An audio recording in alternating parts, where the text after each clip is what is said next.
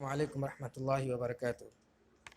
ان الحمد للہ نحمده ونستعینه ونستغفره ونعوذ باللہ من شرور انفسنا ومن سیئات اعمالنا من يهده الله فلا مضل له ومن يضلله فلا هادي له ونشهد ان لا اله الا الله وحده لا شريك له ونشهد ان محمدا عبده ورسوله اما بعد فان خير الحديث كتاب الله وخير الهدي هدي محمد صلى الله عليه وسلم وشر الأمور محدثاتها وكل محدثة بدعة وكل بدعة ضلالة وكل ضلالة في النار. أعوذ بالله السميع العليم من الشيطان الرجيم من حمده ونفخه ونفثه. بسم الله الرحمن الرحيم.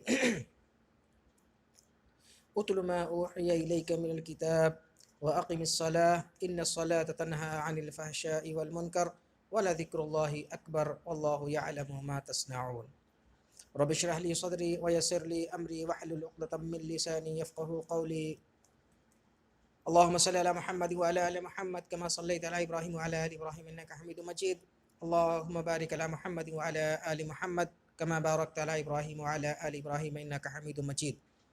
برادران اسلام، دینی ملی بھائیوں اور سامعین و ناظرین،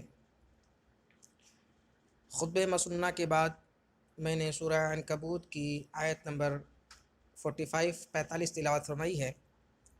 آئیے سب سے پہلے ہم اس آیت کا ترجمہ دیکھتے ہیں اور اس کے بعد اس آیت کی روشنی میں کچھ باتیں عرض کرنے کی کوشش کریں گے۔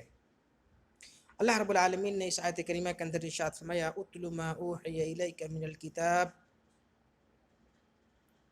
تلاوت کیجئے جو کچھ وحی کیا گیا ہے آپ کی طرف، من الکتاب، کتاب حکیم میں سے، وَأَقِمِ الصَّلَاةَ، اور نماز کو قائم کیجئے۔